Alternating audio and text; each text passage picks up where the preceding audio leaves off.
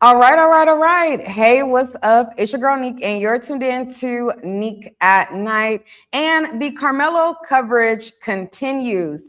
Now, earlier today, I went live and I talked to you guys about the motion for new trial. I talked to you guys about the update where the motion was denied.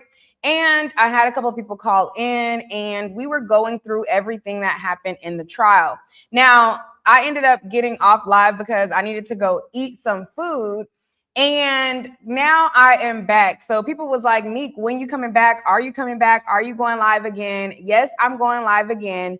And y'all let me know what y'all want to talk about. Do you guys want me to continue to go through the different things that happened in the motion for new trial, all of the corruption that was revealed, or do you guys just want to have a call in where you call, you tell me how you feel and everything like that? We could do either or, but it's up to y'all. Okay, y'all was like, Neek, come back live. I know it's a little bit late, but y'all let me know what it is, what y'all want to do. Zoom, zoom, zoom, and a boom, boom.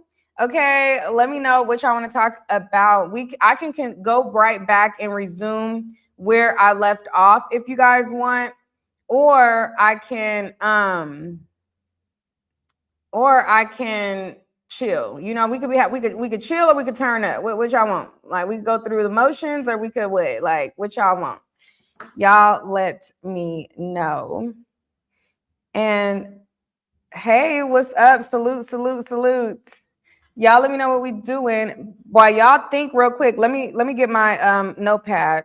Hello, hello, hello. How are you? And as y'all come on in, where are y'all tuning in from? Now, I don't know if y'all know, but if you go live a certain amount of times a day, they will suppress the rest of your live. So, y'all got to make sure to share the live as well. But tell me where y'all coming from. Let me grab my notebook and then we can get on into some more. And y'all could let me know like what y'all want to do. If y'all want to keep talking about the different things that came up, if y'all want to just chill. Hold on. Let me grab this. Oh, and I had a little water. Grab my water. Grab my water and my notes. Grab my water and my notes. Somebody said, I'm from Texas, but in GA at the moment. Someone said Florida, Tulsa, Oklahoma, Atlanta. All right. Shout out to y'all. Well, if y'all don't know where I'm from California, baby. Somebody said Dallas, Texas. Okay, Dallas in the house.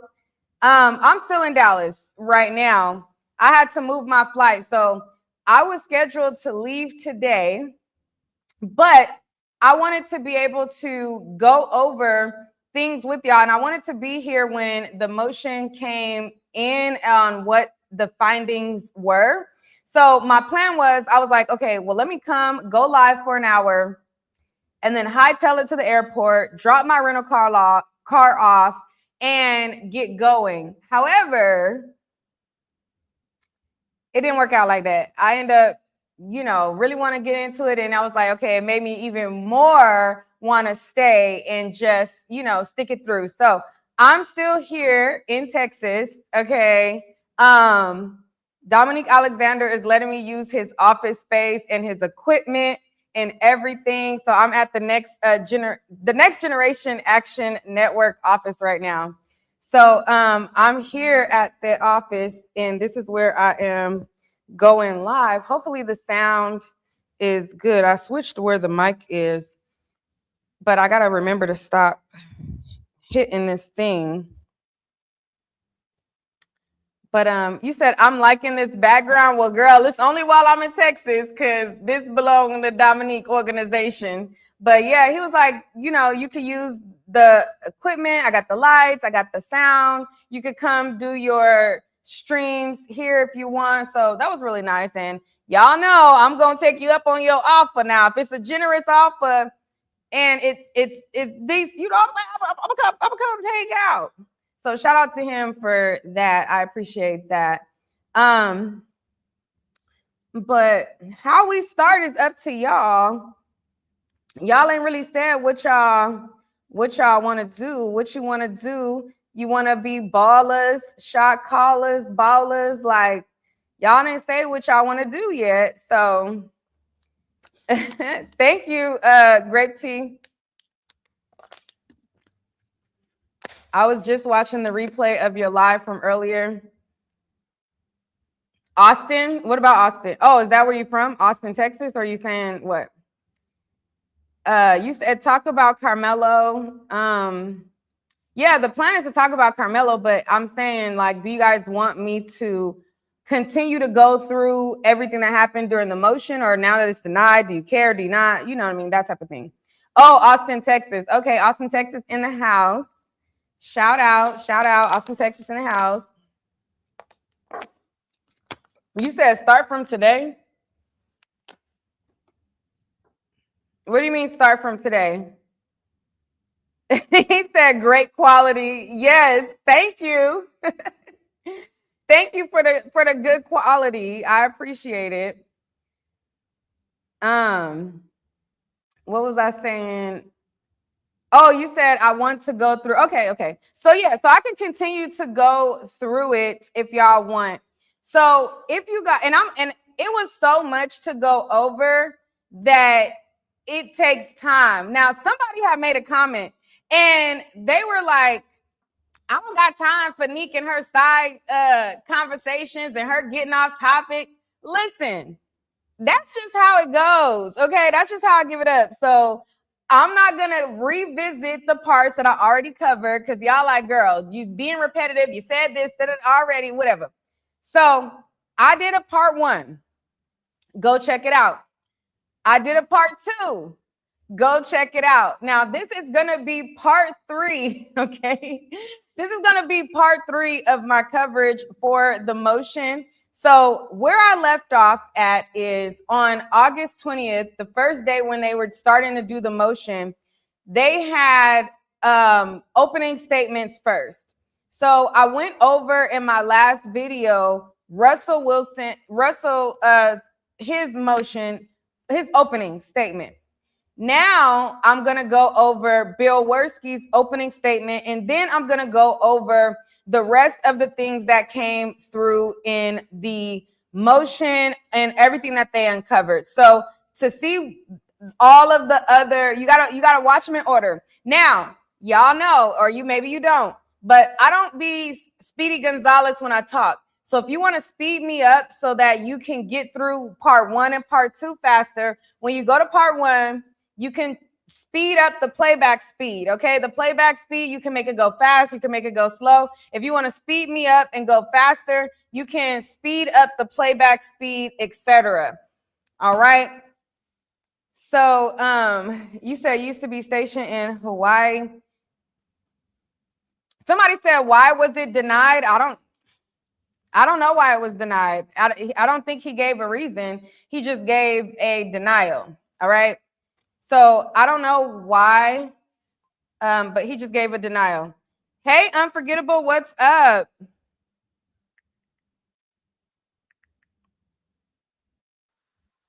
Hey, girl. What's up? How you feeling? I'm feeling good. How about you? I'm feeling good. I'm Okay, feeling how good. did the Metcalf family react when they was talking about the boys' behavior? When they were talking about Austin and them behavior, Mm-hmm. oh, they was Mm-hmm. over there like turning red and, they was upset. They was mad.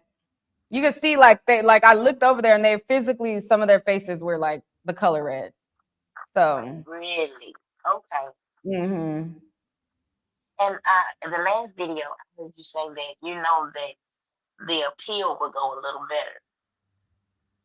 You said what? The last video you said that you believe that the appeal will be a lot better for him. Yes.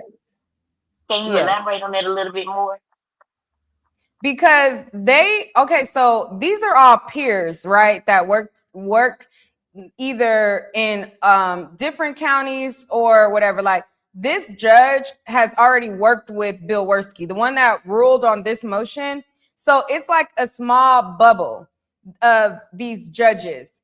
In the appellate court, they have to go over your like the actual procedure, trial error, and they take a closer look at the procedural constitutional things that can be violated. So I believe that they will look at the record, see all of the corruption, and I believe that it will happen at that stage. But it's rare that a judge will overturn a motion for new trial with his peer group at this level, and it's a higher chance at that stage. So that's why.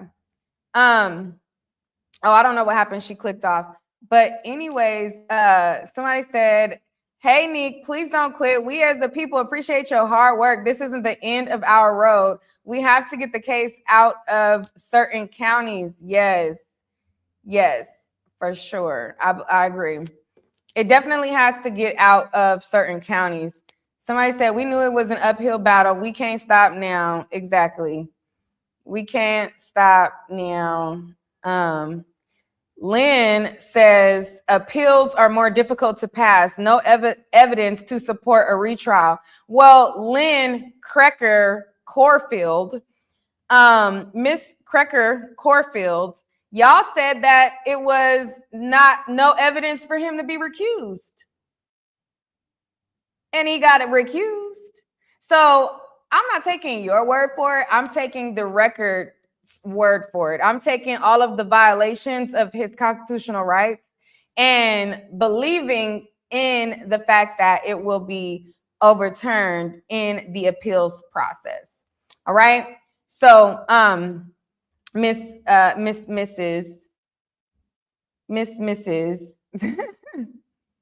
Somebody said, "I'm glad all this stuff is on the record. Thanks for all the info. Great job. Great job." Someone said the phrase, wait, what?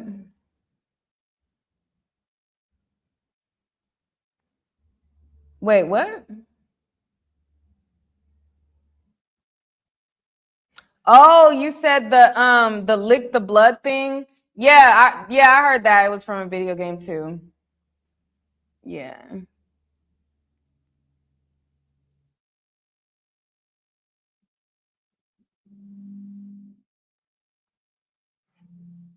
Okay, I know that's right. She said there is plenty of evidence for a new trial.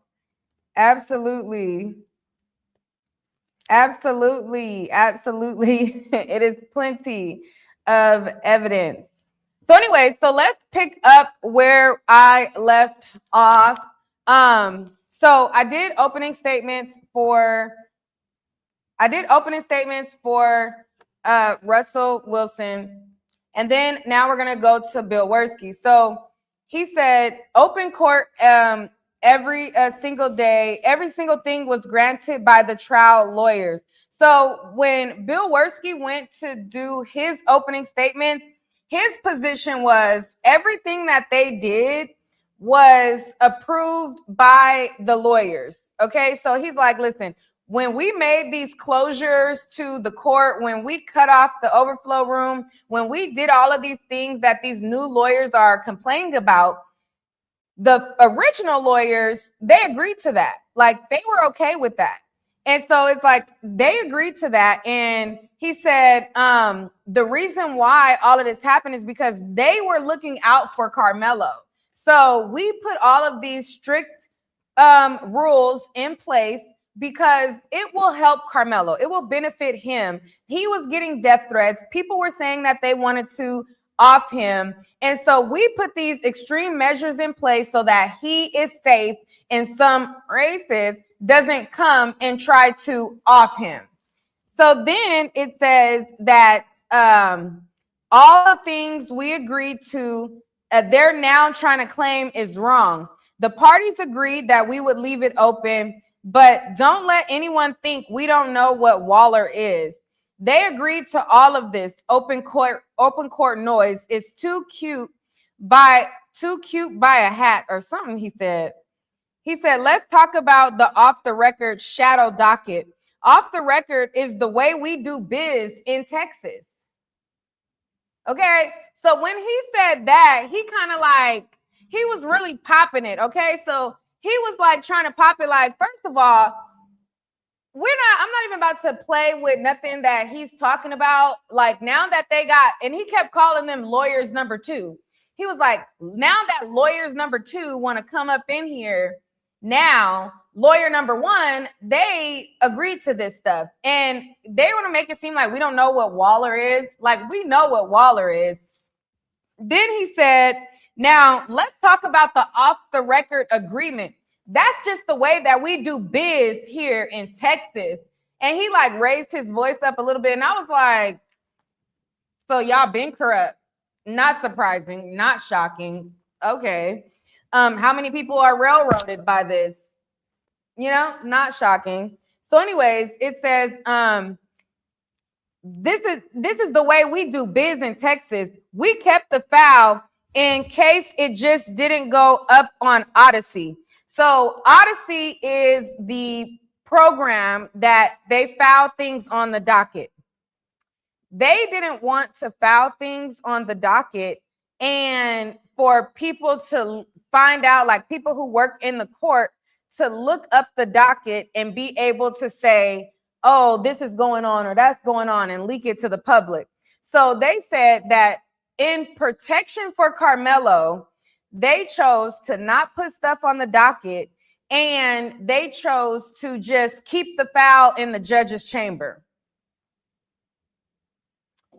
So all of this was to help Karmelo, not harm him. It says, we had people try to tamper with the case files. Judge Roach did it with the agreement of the first set of lawyers. All right. They said you don't get to switch it now that you change lawyers. All right. They said immediately the threat started with the victim's family. We were getting called racist for prosecuting the case. The other side was feeling the same heat. Judge Angelica Tucker she was the one who cut the bond from 1 million to 250K. She got the most vile racist threats. Another Angela Tucker who lives in McKinney, they thought that she was Judge Tucker and they doxed her address too. They said that they had to provide round the clock security for another woman with the same name so that she wouldn't get harmed. Okay, so they doxed the judge, these white supremacists, the people that, anyways, they doxed the judge. And then because there was another woman who had the same name, by way of making sure that she's safe, they had to protect her too. It says, influencers, disruptors try to monetize murder so they can get clicks. They monetize misinformation. To our credit, we were worried about Mr. Anthony. The reason he didn't come to court was so that he can protect him, so that we can protect him. So basically, Russell was saying, listen, all of these decisions that were being made, thank you, Sting, go get it for the super chat. All of the decisions that were being made, Karmelo was supposed to be at the court and he was supposed to be there with his lawyers, and he was supposed to be able to agree to certain things that happen. Their excuse for there not to be a pretrial or him to be a part of some of the other stuff that he's supposed to be a part of in preparation of the trial, their excuse is, well, we left him out of it because we didn't want some supremacists to come up here and kill him. So instead of having some vigilante come up here and hurt Karmelo, we cared about his safety so much to the point that we decided it was best for his safety to keep him out of these things. It wasn't because we were trying to do anything nefarious. Now, he didn't say the word nefarious, but, you know, he's basically saying it wasn't because we're trying to do anything funny business. You know, we were trying to protect him. Like, this was all for his protection. We left him out of these things because we're protecting him, Judge. We want him to be safe. We didn't want anybody to off him. So we did these things and all. And he said, well, actually, now that I think about it, there was one time that he did come to the courthouse and we needed to do a buckle swap. He said, and even then he came in and we rushed him in and we did the buckle swab and we hurried up and we got him out because it was for his safety. So when it was time for Russell to speak, he said, so when y'all was worried about his safety, did he go through the front or the back door? Oh, he was in the front. He went through the front. Oh, okay. So the same people could have seen him. Okay. He's like, yeah, oh, okay. So Bill said, these people, they monetize off of death to get they doxed the judge. They said we kept the files, so she didn't nobody didn't leak it. They said these are sophisticated. This is a stabbing that happened at a high school. There were witnesses to a murder case. Their parents saw what happened. So then he goes into talking about the kids that would testify. They saw what happened to the judge. So when they saw what happened to the judge, they didn't want any part of it. So they wanted to hide their kids. They didn't want their kids to be a part of it. They seen what happened to the Metcalfs, and the witnesses didn't want anything to do with it. And then they said people put up the football players' faces that they thought were going to be witnesses in an attempt to try to dox them or whatever, and they put it on Facebook. They said, you guys brought up a person in Cincinnati, Ohio, how they didn't get a seat. Like, we're not worried about somebody in Cincinnati who couldn't get in the courtroom. We're worried about Karmelo's safety here. We're trying to keep him safe. And it worked. Look, he's alive. He's safe. It said, we're worried about Melo. What happened, what we did and the way we did it, it needed to happen. And look, Melo's alive. That's proof that it worked. Let me switch the mic over here. I feel like it's moving and flopping around. All right, so they're like, we did what we needed to do and it worked. It says, what happened needed to happen in the courtroom. And you will see on the record, all that stuff we did, it worked so that he got a fair trial and no racist came from out of town to take his life. He is safe. We had some guy, Christopher King. He called and he claimed, and I couldn't hear what he said. He said he claimed something. He didn't even pass the bar. He kept fouling things. And Mr. Jackson, he said, I wasn't aware, was threatened with contempt and lost his job. So he tried to say the former PIO who lost his job because he got mad that they gave some schedule to Christopher King. He claimed that, I didn't, even though he called the supervisor, set up the meeting with the judge, I didn't know that he got fired. Like, I wasn't aware that he lost his job. He said, let's talk about the agreement. The agreement was my idea. Toby Shook is one of my best friends. Now, if you guys don't know, Toby Shook was Karmelo Anthony's co-counsel. So Bill Werski was the prosecution and Toby Shook was the co-counsel. So he's like, Toby Shook is my best friend. Like, we're the bestest of friends ever. He said, and so, I talked to my best friend and we made this agreement. He said, did Karmelo Anthony bring a knife to a track meet? The state knows why he took a knife. It's in 404 evidence. 8:30 a.m., his girlfriend goes to school and says, I broke up with him. He is starting to scare me. And then she said something about a knife. So then they showed a text message where it says, he had this text message where he says, I'm low-key on the verge. He was spiraling. His girlfriend broke up with him. He is obsessed. Now, the whole time that they're saying this, his girlfriend was in the courtroom. Like, she was there in the court watching the proceedings, and they've been together this entire time. It says a text message he will show that he fantasized about stabbing someone and licking the blade. He had desire to start fights and with the knife. We did our research. He likes to fight. His parents put him in a program for kids who like to fight and can't keep their hands to themselves. I knew I had this leverage. We don't have what to say. We something have people murdered behind. Oh, we didn't want people murdered behind this trial. So they did their research on Austin. Yes, he did racist graffiti, you know. And it says, I know if we have an open pretrial with this, it will pour fuel on the fire. So I offered this agreement. So he's saying, number one, they didn't want to do a pretrial, which is Karmelo's right. They're like, listen, there's multiple reasons why we didn't do a pretrial. Number one reason, we wanted him to be safe. Number two, tensions were high in the Black community and the white premises community.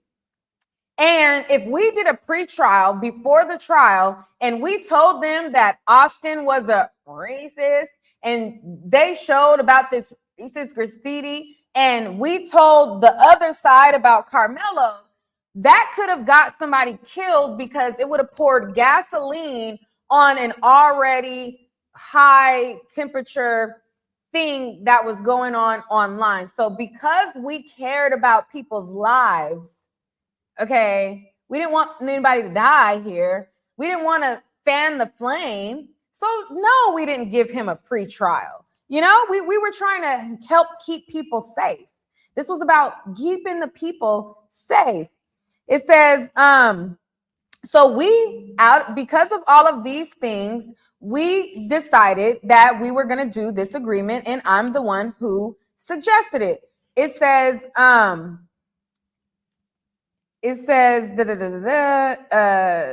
they said we couldn't, we gave him an offer that he couldn't refuse. We never talked about a testifying witness in the agreement. If they called him, we would work through it later. We had this agreement and it holds. In the case we did, I wanted him to testify. That would have been the cherry on top. What looked like the defense was fighting with two hands behind his back was really him fighting with one hand behind his back because this was like a sweet deal.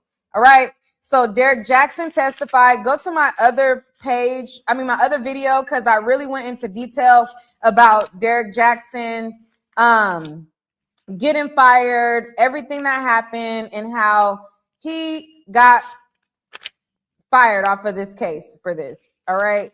So let me go to the next person. So they passed the witness. He gets off the stand. And then it says Bill Werski brought in the letter for termination. So then it was his time. So Bill Werski started trying to butter him up, trying to act like, oh, he's such a good guy. I like him so much. He's so likable. He's such a good person. I really like this guy. He's one of the greatest people, like buttering him up.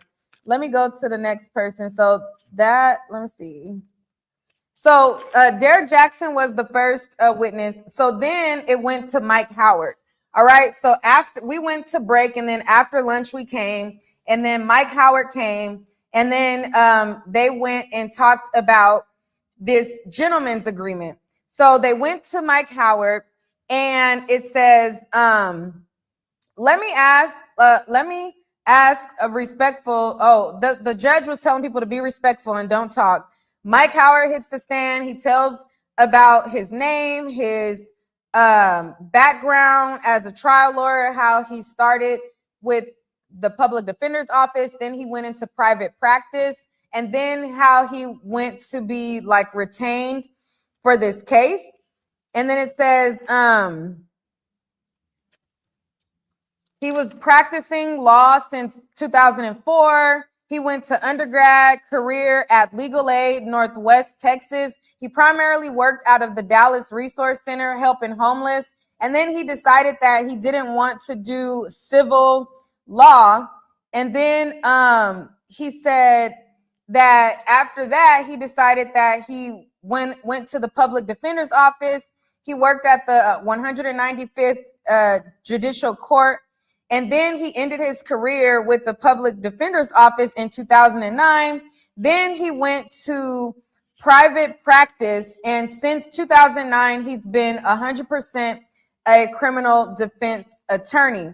It says, so Russell says, you recall when you were retained for Mello? He said he was retained the Friday before the original bond reduction. The Anthony family took about a day or two to decide that they wanted him. And then he said that, you know, they did the bond and the bond was reduced and it was successful. It says, who were the attorneys for the state? Bill Worski, I think Dewey Mitchell, but primarily Worski. Have you ever did a case with Worski before? He said no, but he did do cases with Dewey Mitchell, which was the co-counsel. When the case happened, was there any discussion for a shadow docket or an old school filing? He said never. I recall a discussion. I know at some point Judge Roach discussed holding the file in the judge's chamber, and that would be an old school way of doing it. They said, was it proposed by the judge? He says, I don't recall. Any pretrial hearings? No. Any pretrial motions filed? He says, technically filed? No, because the old school file system, but documents were exchanged, but no hearings were on the record. It says the off the record discussions happened without Anthony. So it says, how many off the record discussions related to Mr. Anthony? And then he says, we had a lot of meetings, 12 or so. We could meet in the judge's chamber or by phone calls, but there was a number of these and more frequent as the trial went on. Did you guys, when you guys decided to not do like the traditional filing method that it is today, and you guys wanted to just pass papers and leave them in the judge's chamber, was there any motion to create this docket that you guys are just going to do in the chamber? And then they said, no. Any motion for the threats of the Metcalfs? No. Mike said, all the parties were concerned on how this case came viral, and all of us wanted to tune the temperature down. And then it says, he said, direct your attention to the email marked as Defendant Exhibit 7. It's the email from Lisa Braxton. And she says, Mike Howard, we attached a draft of the public trial findings. I gave the judge a copy of blank. It gives a pretty good view of what that will look like. And then it says, the court findings of facts, given the local attention of the case, has garnered attention, etc. The order said they couldn't do an overflow room because of the feed won't be able to show exhibits, but the threats were not on the reason for no overflow room. So they're now trying to say like, oh, well, the reason why we took away the overflow room is because we were getting all these threats. We wanted to care for Karmelo Anthony's safety, etc. But they're like, when you guys discussed the reasons why you were going to have the overflow room in this email, y'all don't mention the fact that you're doing this because of threats. Like there's no mention of it in the email. And then you don't have it listed on the record. Like you didn't make a motion about it. You guys don't have it on the record. The only thing that we do see is this email that you guys are talking about it. So it says, there were discussions about security. And then this is what Mike said, but I don't recall about that being connected to the overflow rooms. He says, there was an overflow for voir dire. While the limits of the technology, it says, respect to security concerns, was it just discussed in general terms? So Mike says, yes, each of us had experienced some sort of threats. Worski and I had discussed that we had discussions and we heard that Judge Tucker had harassment. The Anthonys received a fair amount, but the harassment was mostly in the beginning and then it died off. The discussion of trial and how the security would be. During the case, this is Russell said, did you exchange discovery related to Austin Metcalf and Karmelo? And it says, was there an agreement for character info?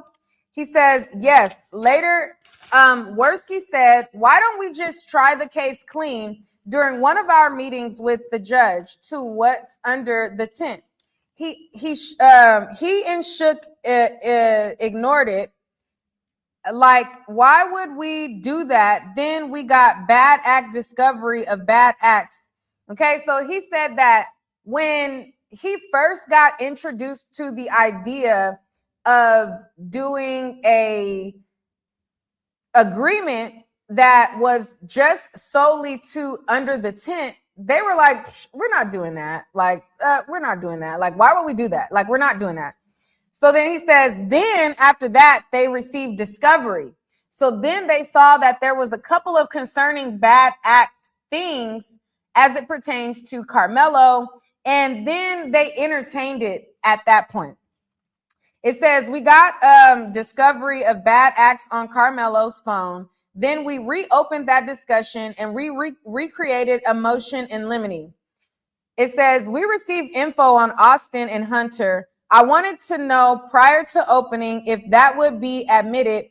That would have changed how we did our voir dire in opening. And then they showed something that said, KKK, kill all black people. And then it says, Hitler, and then the N-word graffiti. It says, Austin and Hunter Metcalf, they had body cam of the incident from the officer where there was graffiti spray painted by the Metcalf boys. Austin said, we did some dumb stuff and we did some vandalism, he said. Austin sprayed in green, AKA, kill all black people, in green, as well as Hitler. There was a text string where someone described an altercation where Austin said, you should kill that MFer, talking about an Edgar, which is slang for a Hispanic. Austin said, kill that MFer. Combo about a person at a track meet. The incident with him and Melo happened also at a track meet. Austin message about killing a student sitting on a bench behind him at the track meet, but was talking about a Hispanic boy.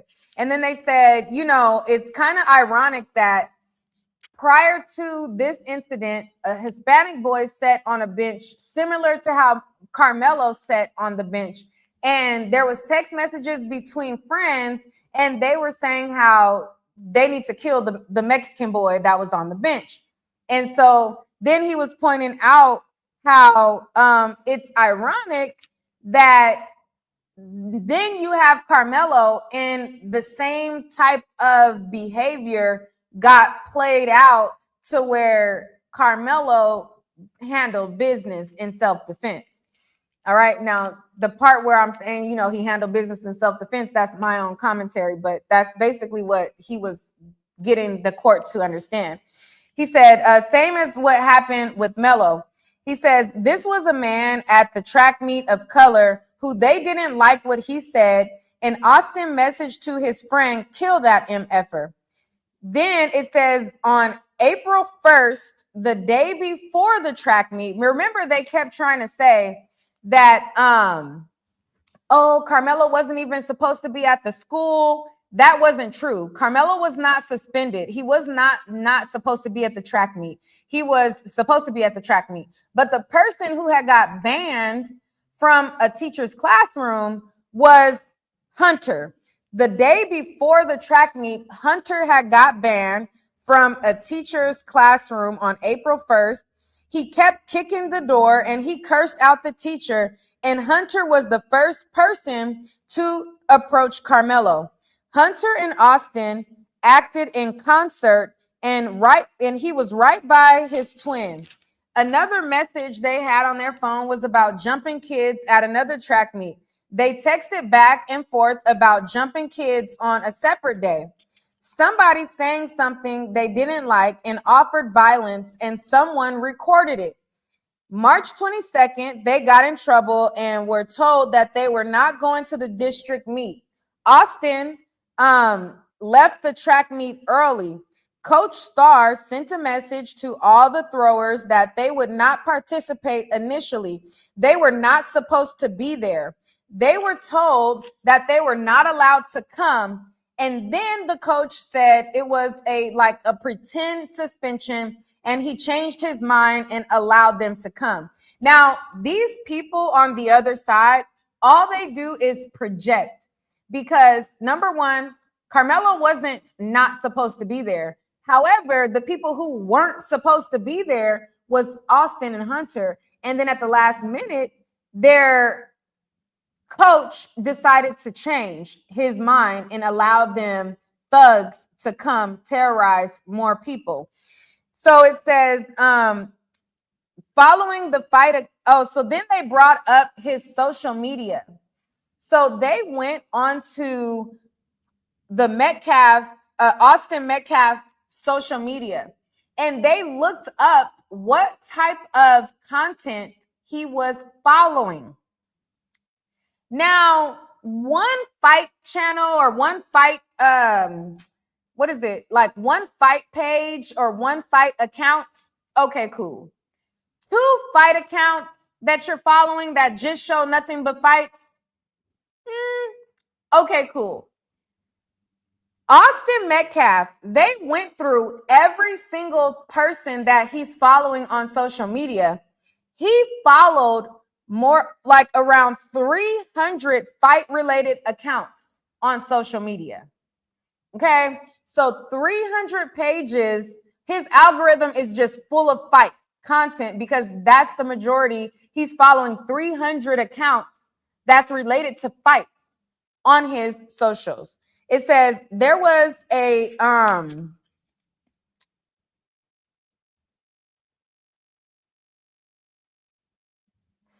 during a February 3rd, 2025 conversation, Austin used the N-word and said F Edwin Parra, and Hunter said we have two ends that we're gonna punt. Austin used the N-word in a Snapchat group the day before the incident. So the day before the situation with Karmelo, Austin Metcalf is in a group chat using the N-word. But they want to act like this don't got nothing to do with race, like they didn't pick on Karmelo because of his race. All of these things, had it been introduced into the original trial, I feel as though that the circumstance would have been different, because clearly they have a propensity for violence. Clearly they have a pattern of behavior of assaulting Black people, hating Black people, and they had motive to which they chose to attack him. It says, so the group chat was the day before. It says Edwin was a principal link to the tent. And not only did they use the N-word towards Edwin Parra, they was like, we wonder, do he know that this is how they talk about him? They said, we would have loved to ask him, this you? You know, like they was like, you know, he didn't say in these words, but basically like he wanted to be able to be like, Eddie, this you the net that he talk about, this you? He says, so we wanted to know, does Edwin Parra know this is how they talk about him? So this wasn't addressed as part of the agreement. He says they have a motive towards aggression. Austin historically had an issue with African-American people. He used the hard R, which with the racist connotations, all the way up to the day before the incident. October 2023, somebody named Tehran was bullied. Austin bullied Tehran, a Black student in class, and used racial slurs. The teacher sent an email saying that the football players used the N-word in class. Hunter threatened to hit cheerleaders and say that the cheerleaders said that they are scared of Hunter and Austin, and they said that his hands are bisexual, and he, meaning that he will hit girls or boys.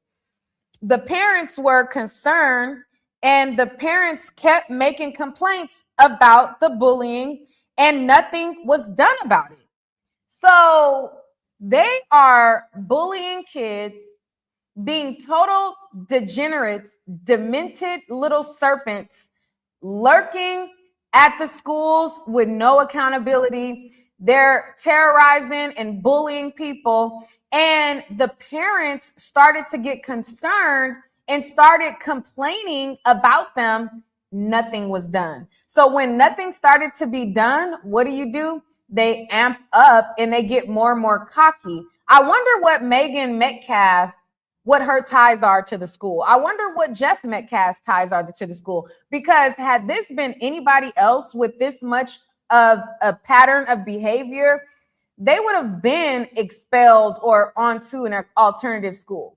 The fact that they were free to roam and lurk and bully these other kids at school, you wonder, what's the connection here? Why were they not being held accountable prior? Why is the twins, either Hunter or Austin, choking the mom by the throat and recording it? Like, what's really going on here? And it's crazy. Like, it's really the audacity to call him a watermelon felon when you freaking birth these freaking demented kids. It says, so the parents were concerned and they kept making complaints about the bullying. Hunter got put on a stay away plan from Xavier Foster, another Black student. Hunter and Xavier were they were to be kept apart. So Hunter had a Black student that he also, in addition to like bullying the cheerleaders, there's this other, like, addition to the other Black kid that they were terrorizing. Then there was another kid, at first it was Tayron, then it's this cheerleaders. Then there's another student named Xavier Foster who they had to keep them apart, and they were on a stay away plan. It says May 14, 2018, the Metcalfs were around 10. Austin assaulted Ashley. She accidentally touched his face, and in a game of capture the flag, she was pushed to the ground and sent to the hospital with shoulder trauma. The parent of the student said that their daughter was frequently targeted for bullying, and this was the last straw. So the mom pressed charges on his little thug ass, and he was arrested. Can you imagine? You're arrested around 10 years old, and how severe that situation had to be for her to get put in the hospital, and your little thug demented self is arrested. Like, come on, they needed to be in a padded room somewhere. They were so sick. And y'all could say what y'all want about Karmelo and his texts. Most of those texts were taken out of context. Most of those texts, you can match them up to rap lyrics, gaming lore, and stuff like that. Like, most of that stuff was not stuff that was like acted on. These were literal menaces to society. Like, they were literal thugs and little tyrants. Like, the scales are not the same. Like, you cannot even compare the two at all. So it says May 7th, 2024, Austin and Hunter assaulted Sadie Savek, a girl, and she made claims that they assaulted her. Then they were kicked out of a football game for wanting to beat up kids for talking crazy. They said, it's ironic that in this situation where they were kicked out of the football game because kids were talking crazy, when Hunter described this incident, and he went to the news to tell what happened with Karmelo. He said that they were mad because he was talking crazy. You know, they have a problem when they feel like somebody is talking crazy that they want them to get dealt with. So it says that's how Hunter talked in an interview about Karmelo, saying that Melo was talking crazy. It says Austin was about to beat the ish out of these kids in a text message.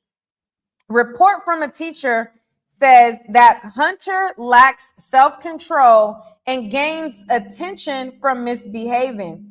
Another teacher said that Hunter's aggression on students, he has aggression on students that he feels are not manly enough.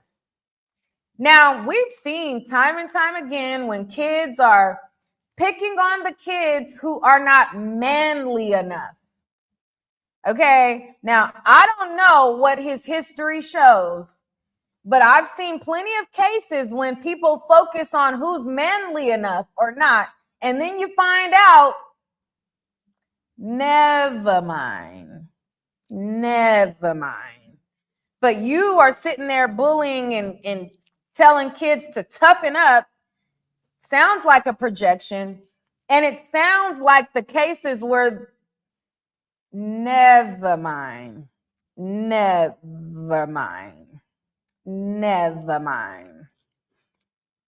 Let's continue. Okay, so it says that he has this aggression towards students that he feels that are not manly enough. It says they had a report from that Hunter was suspended from school for profanity against teachers. So they said that he would call his teachers fat bitches, dumbass teacher, weak ass bitch, looking at a teacher in her eye and calling her a fat A. Okay, so they looking, staring down the teachers up and down, you fat ass. You know, so they said that they was kicking chairs and throwing backpacks. Little thugs, like they literally raised like these little spawns. And then they got the nerve to call themselves Christians. It's like, church ain't, y'all need to find something else. I'm tired of Christians saying that they're Christians. Oh, we're good old Christians. Well, you need to find another alternative, okay? You need to find something else because that church ain't working for you. Because these little spawns of Satan are terrorizing the school, the teachers, the kids, everybody. Find something else. Church ain't working. Go Muslim, okay? Go to the temple. Something, but Christianity ain't working. The God you serving, I don't know. Pick another God. Figure it out, swap them out, but it ain't working, okay? Because these little spawns of Satan are not delivered, okay? Clearly, it ain't working. So it says that on Austin's record, Hunter had been suspended from school 7 years in a row. Austin had 7 times where he called a teacher a bitch. Can you imagine a kid, you got on your disciplinary record 7 times where you called a teacher a bitch? Now, I've been a kid before, right? And I'm not going to sit here and act like I liked every teacher, okay? But to have a disciplinary record where you got an instance where there's 7 times that they can count that you called a teacher a bitch to the point that you got in trouble and it was a record of it. Can you imagine how many times other than that? These were little, ooh. It says, often Hunter would start something and Austin would finish it. Then it says, Austin record, there was 7 occurrences of suspensions where he was cursing, calling teachers the B word, using profanity in class, things of that nature. Austin was suspended after talking about bringing a gun to school and shooting it up. Okay. They want to talk about the stuff that came up on with Karmelo that were gaming references, Call of Duty references, rap lyrics that can be attached to songs. But you have a person that is acting in real life. And he had a text message where he talked about the fact that he would bring a gun to school. And he said, "What does your gun sound like?" Okay, like, what does your gun sound like? And then he says, "You will find out tomorrow. I'll do it tomorrow." Is that like what? What? It says Austin's testimony on December 8th that he had to go to a church group because he had to get put into a church group. Now, again, they say they're Christians, but I don't think that they serve in the same God. It's like a MAGA Christian something. You know, like the MAGAs that claim they're Christian, it's a whole different type of area. It ain't the Christians that we know about. It ain't the God that we serve. It's something else, in my opinion. But he had to go to this church group, and the church group was about him being consumed by anger, lust, and addiction. Addiction and anger and lust. The anger he was consumed by, anger that was explosive and obvious enough that he repeatedly got into fights and aggressive. All of this would have been relevant for the memorial students. It says Austin had a history of wanting to fight. Then they showed a message from another football player saying Austin and Hunter used to control their emotions. Then there was a video in Austin's phone where he laughed and filmed himself hitting a black student in the face. So he got up there and he was laughing and recording himself going up to a black student and hitting them in the face. And I'm like, well, which black student is this? Because this sounds like there's somebody that you could. Never mind. But child, I'm not saying do nothing more than what he did to you is get your lick back. Then they have video laughing at a black student hitting a student sitting next to him in the back of the head. They filmed a black student eating a banana, a number of racist tropes. They were making fun of a black kid making posture like he wanted to fight. These videos were on his phone. Then his phone shows Austin fighting with another kid with boxing gloves. His phone shows him cheering on his friend Jason as he tackles a black kid and says, "Get over here, you black Jew." Then there was a video saying that he was going to slap someone and then slapping them on video, two people. Video from Austin shows, "I'm going to slap the F out of my dad and he isn't going to do ish about it." Then there was a video of Austin making his fingers into a gun and pointing it at a black kid. Then there was something that showed a video of Austin yelling, but showed how big he was. Austin was using the N-word about a student named Kion. Austin used the N-word and made racist jokes. Then it says Austin holding a butterfly knife saying, "Come F with me." Now, it says, then this is when they went into the fact that Karmelo knew who Austin was before the track meet. It says, Karmelo saw Austin or Hunter get into a fight with a kid and had a come all takers approach with a group of people at a previous basketball game. So prior to Karmelo stabbing Austin Metcalf, the thug that decided to put his hands on him, prior to that, at a basketball game,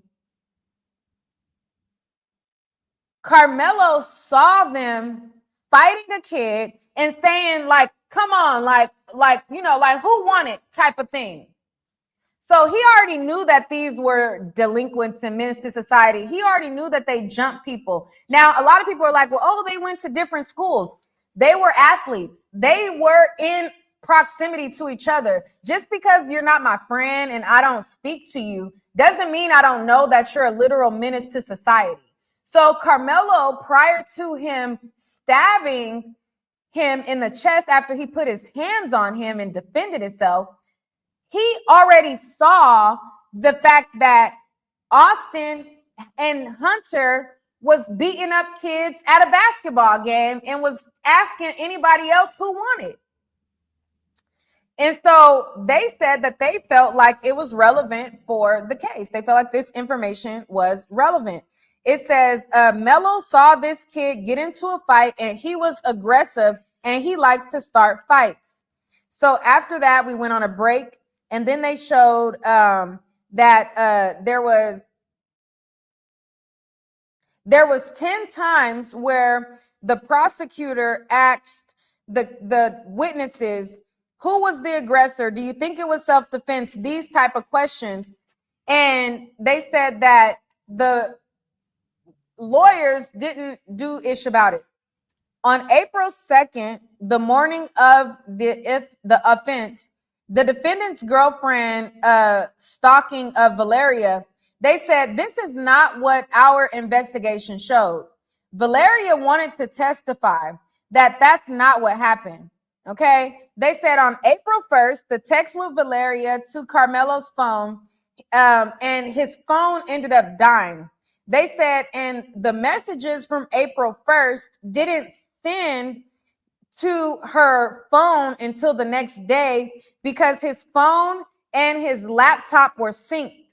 So they said when he charged up his phone the next morning, the fact that some of the messages that tried to send the day before, then once his phone got charged, the messages went through the next day. Oh, I didn't even see you. Oh, hey. The Fit Lawyer ATL says, it was great meeting you this week. They were big racist bullies. Girl, yes, insane. It was such a pleasure to meet you. Y'all make sure to go to the Fit Lawyer ATL. She is a lawyer in Atlanta area. She is so sweet and nice. She came out to cover this and she was doing a phenomenal job giving you guys recaps. She was out there, ain't playing no games. It was 100 degrees. She was out there in the front giving y'all them updates. So I hope that those of you guys who went to Fit Lawyer's page and you saw her coverage, that you guys supported her channel because she was out there with her suits on and she was thugging it out, okay? Giving y'all the goods in 100-degree weather. It was a whole lot. Oh, thank you so much. She just gifted 10 memberships. You are so kind. Thank you. Y'all definitely go over there. And somebody said, Nick, your mods are blocking people for saying all the kids. Who?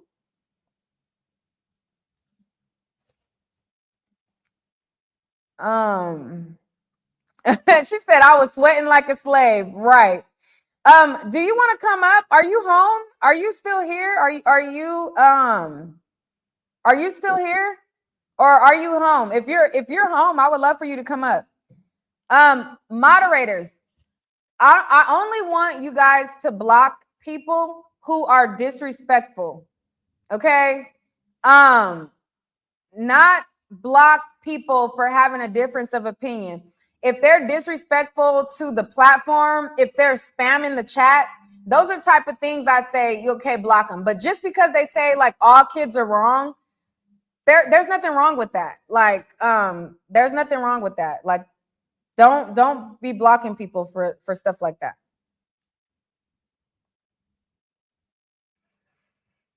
Yes, I would love to have you. Come up.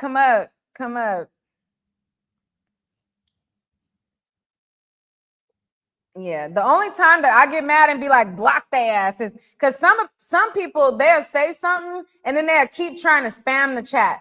or they'll be totally like disrespectful, stuff like that. But if they just simply, I mean, both sides did have stuff that was, I'm not mad at that.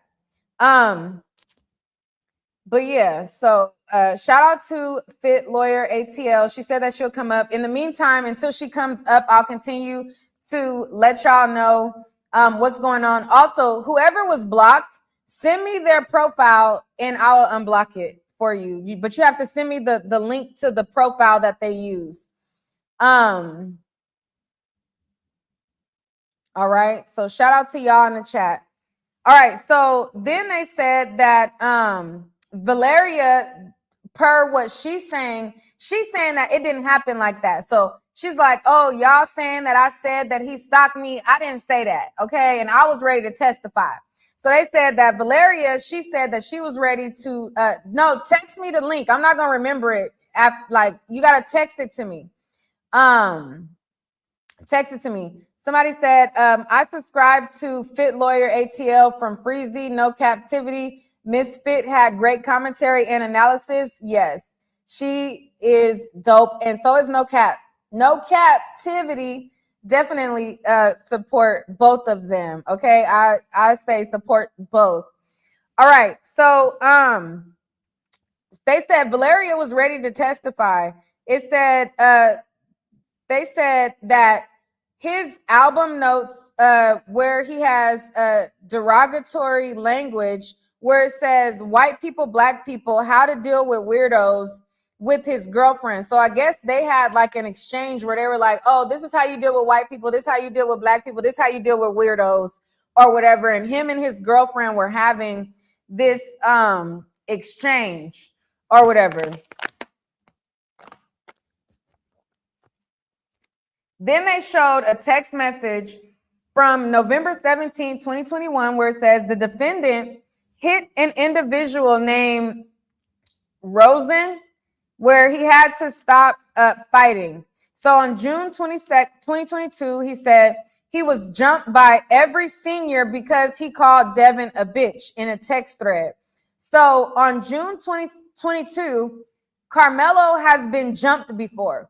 All of this stuff would have been extremely relevant to show why he was so fearful of being jumped. Number one, he has epilepsy.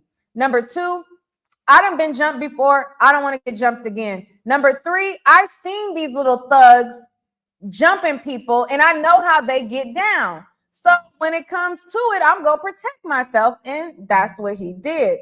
It says on October 2024, that's when he had that text message that said that, I stabbed someone, licked the blade off.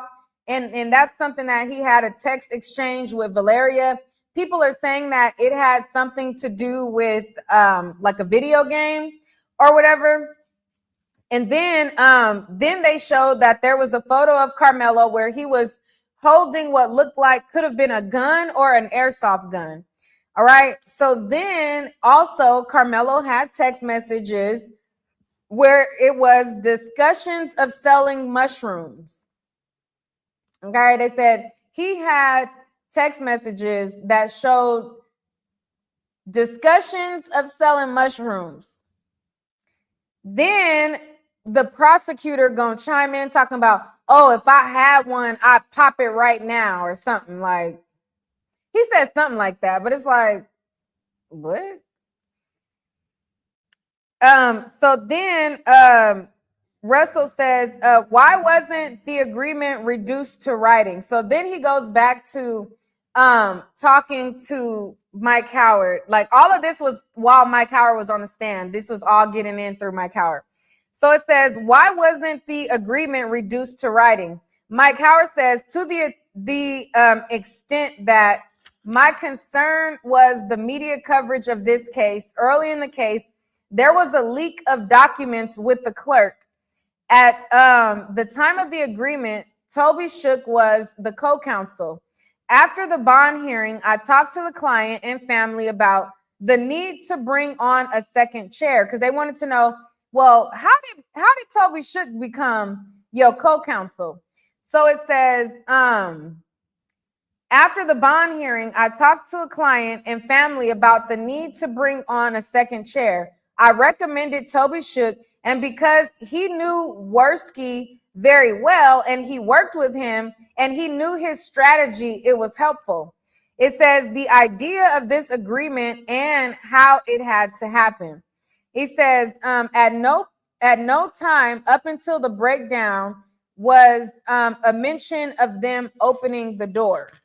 So he says on the final day of trial, Toby Shook approached Worski and he said that the deal didn't cover the defendant and they opened the door during opening statements. After they said the defendant was going to testify, they said the first time in mention of Karmelo to testify was on Saturday when they said that they might have to call their client out of order. They said Melo, he was a member of the chess club, was opening the door to character evidence. Judge Roach said that he didn't see a way that he could legally enforce the agreement. And he says that it's an off the record agreement that they basically have to remedy themselves. And he said the chess being character FO was so absurd, it made me think what other ridiculous thing they would use to open the door for Carmelo Anthony, along with Judge Roach saying he can't enforce it. It made them feel it wasn't good for their client. He says, did the agreement cover his epilepsy and seizures?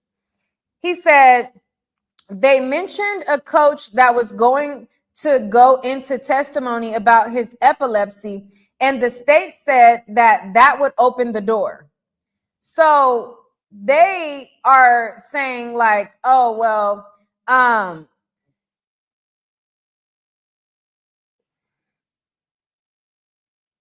they said, which troll?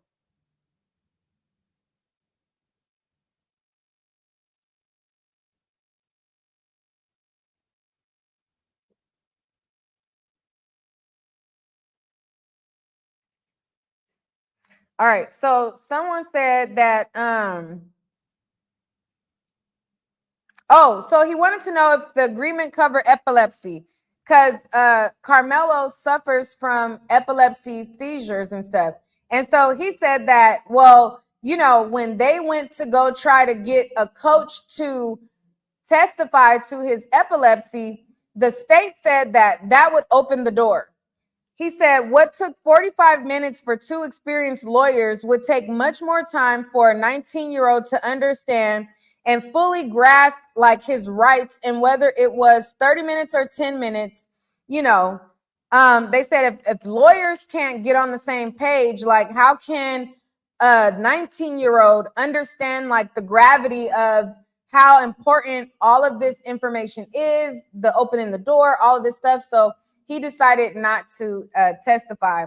It says, then Worski said, you know, that provoking came up in open court.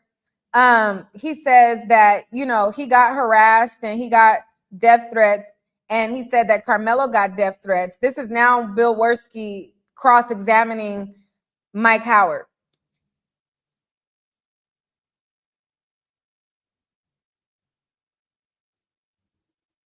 Somebody said his attorney is trash. Yes. What happened to Fit Lawyer ATL? I thought she said she could come up. What happened, girl? Where you at? I thought you said you could come on the live. Come on up.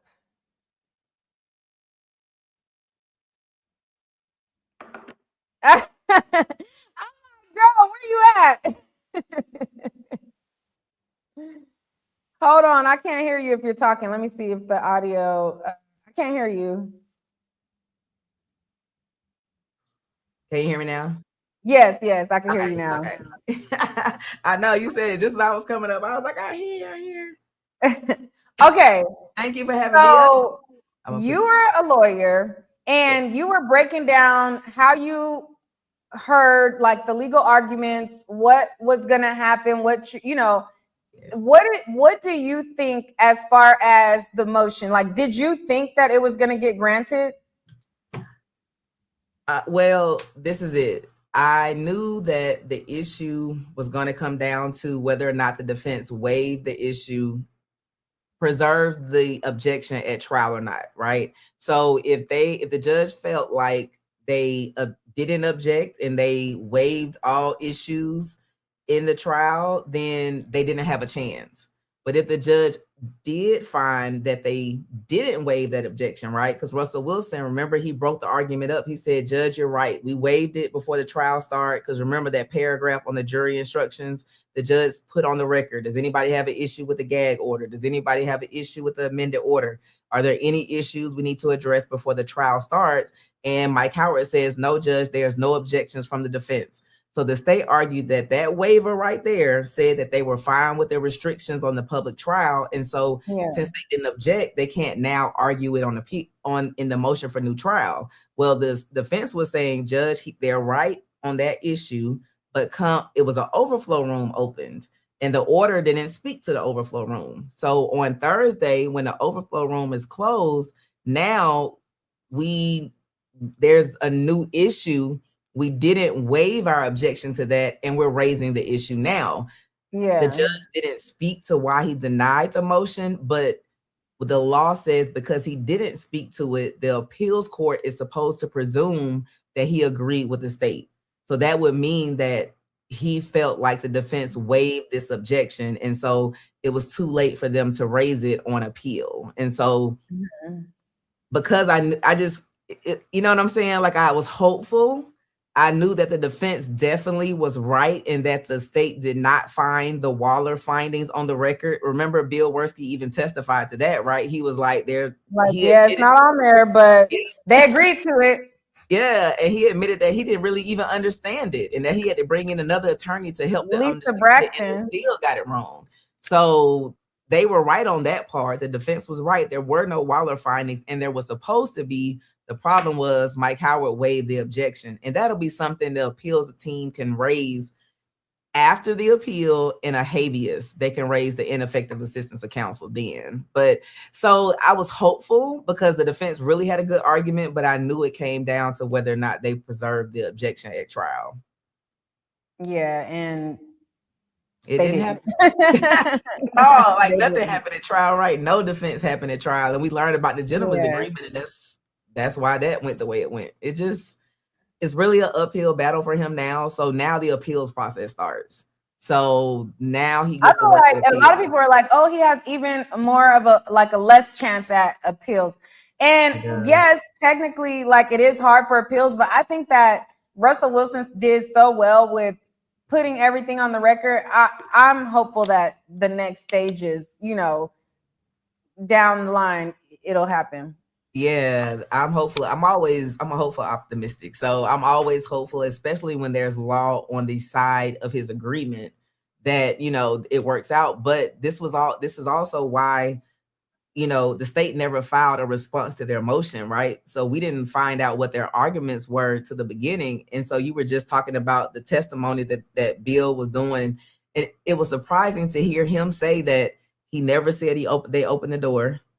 And he kept switching. First he said he did, then he changed it and said, we didn't say that you opened the door. Like, we just said that you, like, maybe, like it was like, no, you did at first. Now you're changing it. Then you're changing it again. Then, just like he said, we never thought that he was going to testify. We never contemplated him testifying. Then, we did think that he was going to testify, but we didn't think that he wanted to because it was going so good. Like, which one is it? Did you not think he was going to testify, or you did? Like, which one? It can't be both. Yeah, remember he said the word contemplate. I think we're getting mixed up. Like, when I said contemplate, I think you're thinking, remember he said some other C word. I was like, no, it was really weird. He did a lot of backpedaling when he testified on the stand. We didn't say open the door. We just said it was kind of like character, but what that would have meant that it was like a whole different, like basically Mike Howard and Toby Shook remember something totally different. And so because there was no record, and they had different interpretations of what it meant. Yeah. It's weird. Very weird. So what did you think about, because I noticed that whenever they whenever Bill Werski was like talking trash and being childish as hell to Russell and his team, the judge never said anything. But then when they got tired of him, like with his little slick comments, and then they said something, then all of a sudden the judge is saying, so I was picking up on all of that. And Yeah, then it was like, so, well, what it sounds like is you guys all agreed on the agreement. So it held up until, but it was the way that he was acting like he understood it to be. And I was like, wait, that's not what they're saying, right? Like, and it was, yeah, you're right. And it's like, but the defense was letting them get away with a lot of it. Bill Werski made comments, petty comments every day that he was in court. He's like, oh, when they put that AI generated up there, or, oh, now that lawyer number 2 wants to do this, and oh, like just unnecessary stuff. Very unnecessary, because every mention of the content creators in the room literally was petty and irrelevant to the hearing. But he continued to make little comments. But you're right. The judge was cited. Every time they jump up and be like, judge, objection, they're like, I'm gonna allow it. I'll allow it. But like Bill Werski told us from the beginning when he stood up on Thursday, this is how it's done in Texas, period. And that's exactly how everything else played out. But I will say this. So the motion got denied and it happened so quick, right? And it was because the deadline technically is tomorrow. And so there's nothing in the order about it. But this motion for new trial had to occur because so many things were off the record that if they didn't have this hearing, then there would be nothing for the appeals court to review. So they had to have this hearing to get testimony in, which is why Russell Wilson on Thursday took forever, but he was being very thorough because there was no record in this case. So all of that testimony now from Mike Howard, from Toby Shook, from Bill Werski, now that gets to be a part of the record when it didn't exist before, and it can go before the appeals court. So if they had just went straight to an appeal, then they wouldn't have a record. They just literally have the trial transcript because, as we learned, nothing was filed into the docket. It was this shadow docket. So even though it got denied, it still had to happen. They did an amazing job, and it would just help along the way. Right. And so what do you think about Judge Roach watching it via Zoom? Is that like how it's supposed to go, him to like be looking in on it?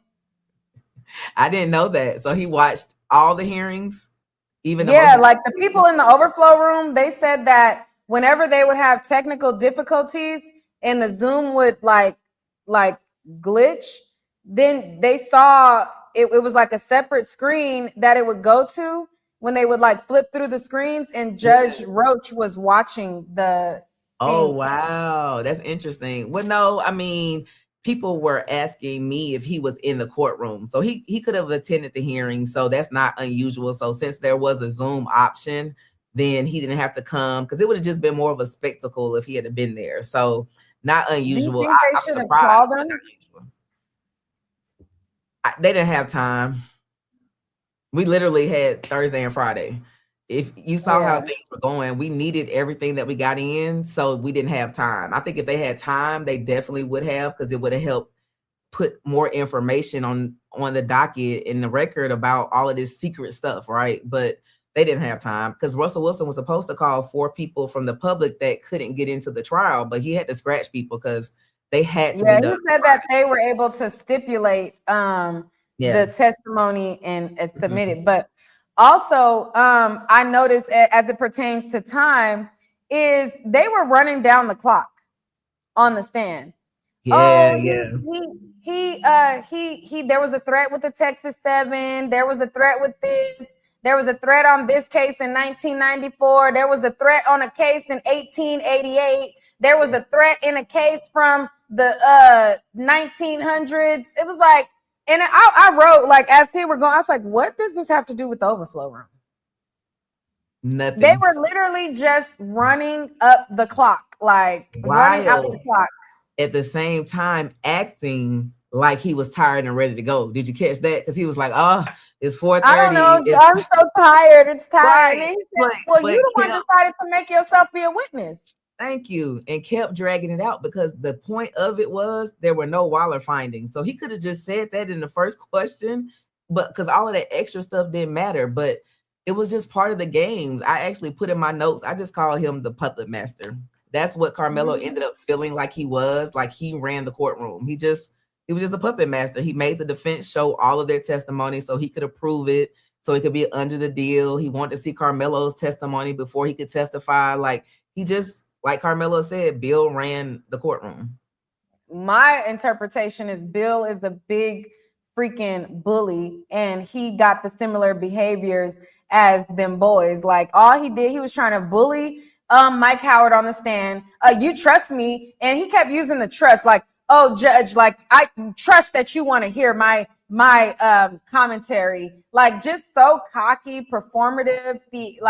It was pure theater with him, and he's a bully. Like he literally was trying to bully people, and then people are like, well, I don't see how all 20 kids could say that Karmelo provoked. Well, if you got this big giant that is a freaking bully in the courtroom, and he's asking you who provoked, and he's saying it in a way that you better get it right and say what I want you to say, it's not hard to think that they're going to come to that when you see how he give it up in court. Exactly. And he also said when he testified that the families knew him, like he met with all of the witnesses, even the defense witnesses, and they only came because he talked to the parents and told them that their kids would be safe. So they played the game, and that's what it's all of. That's, unfortunately, it's a show, right? You, from the beginning, you work your case, you come up with your theory. How are you going to present it? So they played the sympathetic approach. They approached all the parents. They made them feel safe, that their kids were going to be taken care of. So they worked over their testimonies before they testified. And even one of the defense witnesses, while the defense had him on the stand on cross, Bill Worski's like, I met with you earlier this week, right? And you thought you saw the thing, but when we played you the video, you realized you were wrong, right? Like, you know, it's like they just, that's why Bill said he said that he was good friends with one of the witnesses, and he was friends with their parents. Yep. So it's almost like I feel like that witness should have been excluded as a conflict of interest. Like, could Mike Howard have excluded that witness due to it being a conflict of interest? The fact that he's literally family friends with the freaking prosecutor? Can't get excluded, right? Because you are a true witness to the crime, but you could bring it up when they testify. You could ask that question, like, you know, aren't you friends with, you know, such and such? And then you could argue that they had a bias to the jury, and then the jury would have to decide whether they would weigh their testimony as credible or not. Okay, because I was like, what's that about? Like, he was like, yeah, there was, you know, we had, and in order for the parents to testify, we had to build a good relationship with them and trust with them. And, you know, it just sounded like coercion to me. I don't know. Yeah, it was really weird, but we saw from this testimony, well, what I walked away was like, once that gentleman's agreement was entered, I don't really see, well, what they thought Karmelo was going to be able to testify freely, and then, you know, and keep the text messages out, and they would have a chance at the self-defense claim.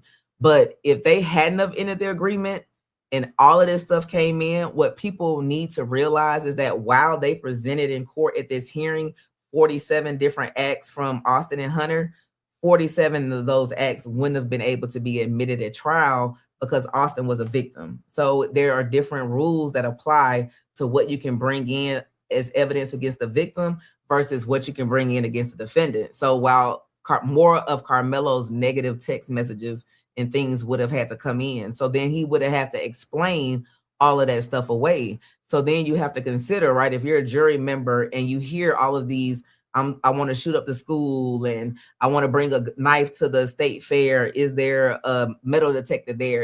If so, I'll toss the poker. If it is related to a game, that means if he goes to trial, he potentially has to explain all of that away. So if I know that you talk like this in a video game and you behave like this and you talk to your girlfriend like that, am I really going to be sympathetic when you tell me you're scared of two big bullies that came against you because you've been talking like you ready about that life? You're talking all that cash money on the phone. Yeah, so that's why Mike Howard them jumped at the agreement when it was offered, because they're like, great, now he can testify without that stuff coming in. And so it just didn't pan out that way. But you see how Bill testifies, and he acts like, no, nothing. We blew up and we argued, but he says he got mad just because they hadn't had time to sit down and go over Karmelo's testimony. Not that he wasn't. And remember, he almost sounded like he was crying in court when he was asking Mike Howard about, you really think I didn't want your client to testify? Did you really think that? That's exactly how he said.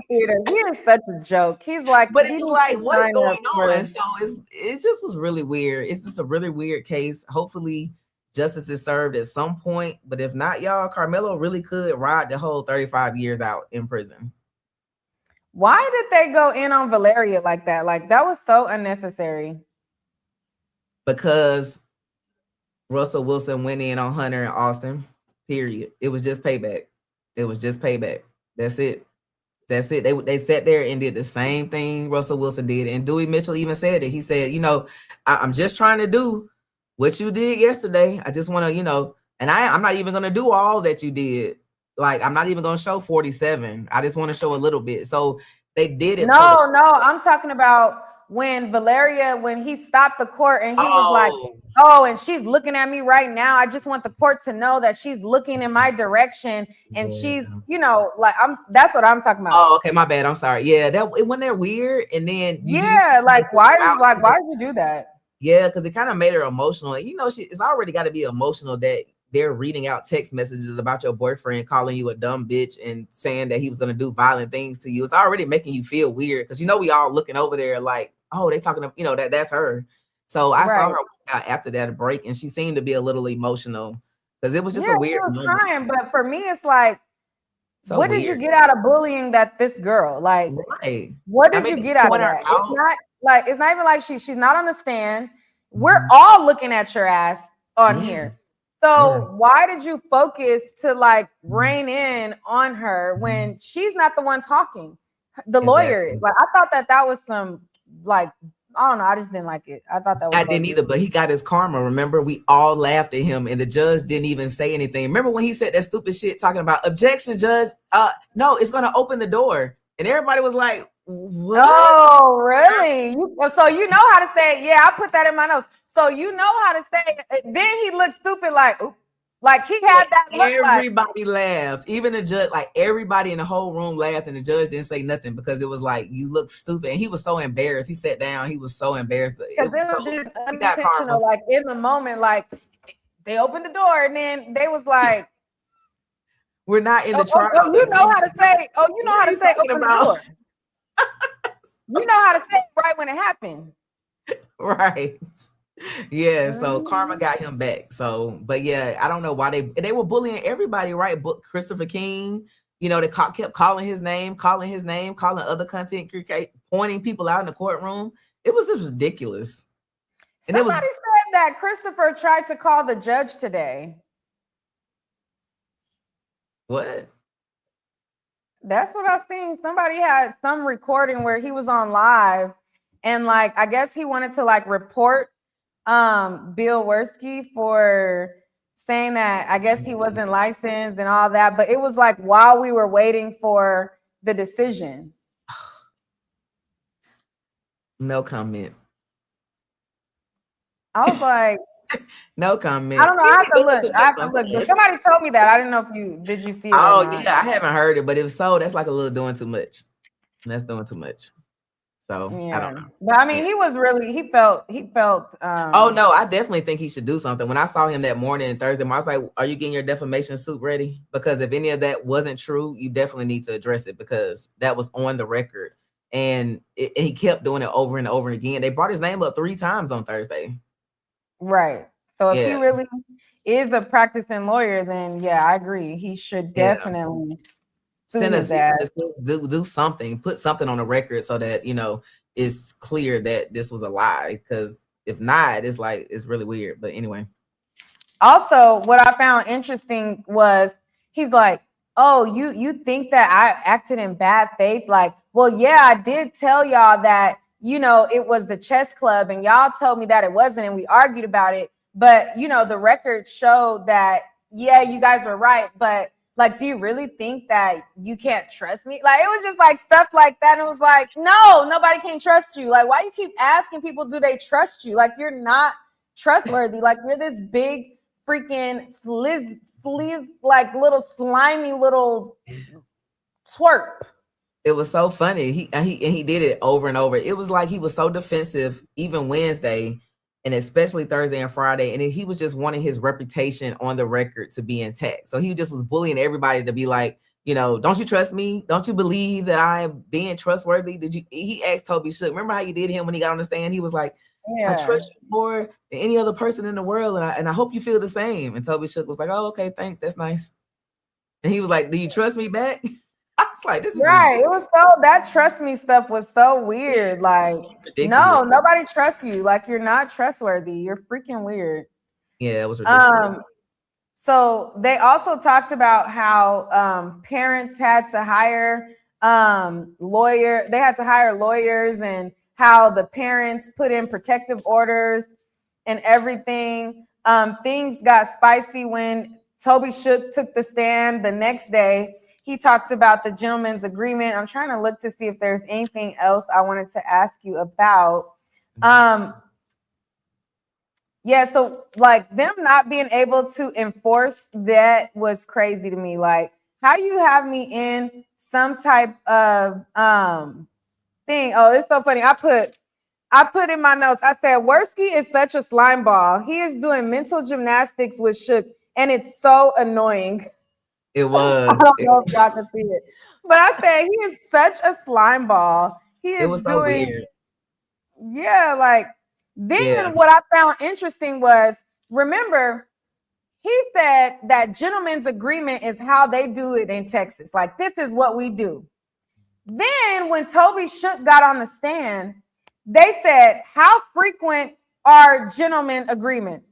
Then he says it's infrequent, doesn't happen often. They usually, and then they were like, well, how often do they usually break down to where like they don't work out? And then after that, like, he passed the witness short after that. Yeah. And I was like, I mean, that's how they kept saying everything. Like, this is how we do it. The off the record conversations, the meetings in the judge's chambers with the pretrial hearings. It's just so weird. And Toby Shook was like, no, this is not how it happens. But I like Toby Shook was like, because he's an older practicing attorney. So Mike Howard, he was kind of nervous to like cross that line. He would be like, I want to believe you have a good heart, but I just don't know. But no, Toby Shook was like, no, like, it doesn't happen. It doesn't happen often. It doesn't break down. He was more, because he's been practicing longer. So he was more confident to go ahead and call Bill on this shit. But so what did you think? Oh, sorry, go ahead. You go. You're right. Go ahead. Okay. So I was like, what the heck? I talked about this earlier, but do you remember when it was time for they rested or whatever, and it was time for the state to call their first witness, right?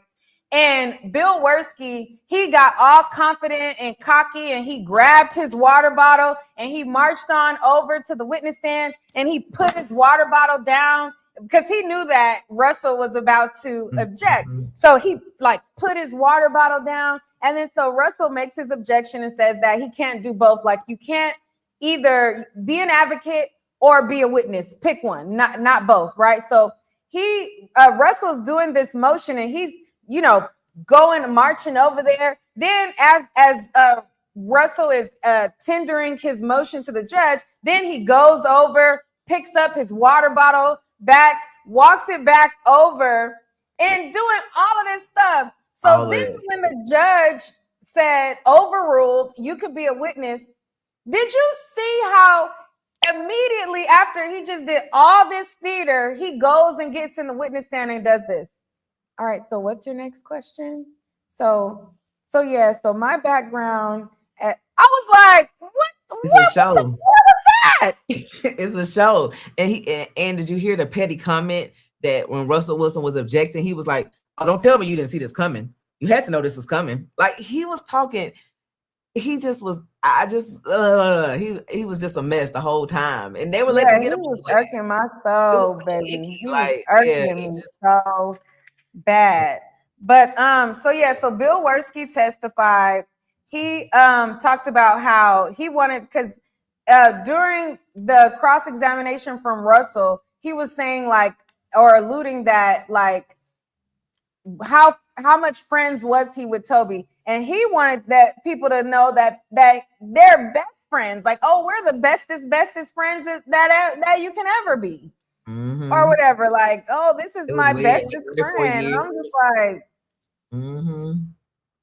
and then, so also, what did you think about how they have this gag order? Derek Jackson gets fired. He gets a contempt or a threat of contempt. They don't put it on the record, but they rise it to the level of going to the judge's chamber, doing this whole song and dance and everything. And then when it comes to the Metcalf family members violating the gag order, what did they say? Like, oh, well, we didn't want to lock up some victim's family. Well, why are you going to put them in a gag order that you don't plan to enforce on them? Right. The judge, and how he handled it with that case, he calls Bill Worski and says, tell the family if they do it again, I'll give them 6 months of contempt. But Derek Jackson, he marches into his office, makes the man cry for 2 minutes, telling him he's going to lock him up for 6 months. Like, why you didn't tell the Metcalfs the same thing? Why you didn't drag them into the office? And why you didn't tell them, why did you give them that pass? Why did you say it only to Bill? You know what I'm saying? Like, why? Yeah. And then saying, I don't want you to be focused on a murder case and prosecute a victim family at the same time. So, like giving them leeway. It was just so weird. It just wasn't the same fairness on both sides on that. This whole trial was really weird. The backdoor comments, like the off the record stuff, all of that is just really weird. So hopefully the appeals court feels the same way, and there's some legal way that they can return the case back to have it done right first, right again. Right. Yeah, that was crazy. And then how so they didn't threaten the freaking Metcalf family with it. But then what do you think about how they were okay with them breaking the gag order for the Associated Press, but then had a problem? Like, it just shows that it's favoritism. And they were so mad that I guess now I'm a content creator too, right? But that content creators got a hold to this case and brought attention to it. They wanted to be able to handle this case the Texas way without us knowing. But once we found out, they tried to keep everything secret, and that's why they kept throwing up the content creators' names. And why when Christopher King when they emailed him the list, now they mad because if you paid attention, he said we didn't want to give them too much of a heads up so that they couldn't all attend the trial. Isn't that shady? It's so shady. So that's why they were so mad that it got out, because he then put it out to everybody it went viral. So everybody knew to get ready for June 1st. They didn't want y'all to know. They didn't want the public to know. They didn't want people to come in public and be able to. Well, they were trying to get people to be disinterested even further than that. When I reached out to the PIO, when the PIO changed, they told us to apply. And then once we applied, then they're like, oh, well, we're just going to go with legacy media. And the people that have media credentials, they can bring in their laptop and everything. Well, I've seen cases where you might not be the credentialed media, but how it works in LA is like, if one of those media don't show up, an independent person can go in their spot, right? And also, you can petition the judge to have similar, be allowed to do certain stuff. So, like, if they're allowed to bring their laptop, you as a person coming in from the public, you can't just bring in your laptop, but you can ask and request that you can be afforded the same ability.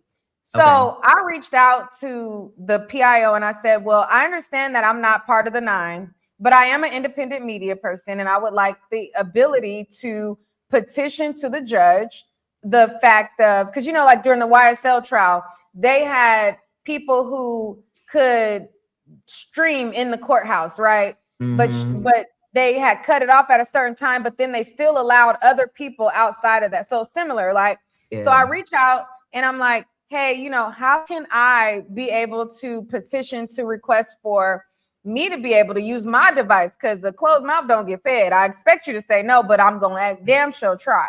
Exactly. So the PIO writes me back and says that note taking is only for approved media. So I'm like, well, okay, like, yeah, you told me no, that I can't bring my laptop. I get that. Like, I'm just going to use a pen and pad. Right. Then he wrote me back and said, note taking is only for approved media. So they weren't even gonna let you write paper and pad? Yes. So I'm like, wait a minute.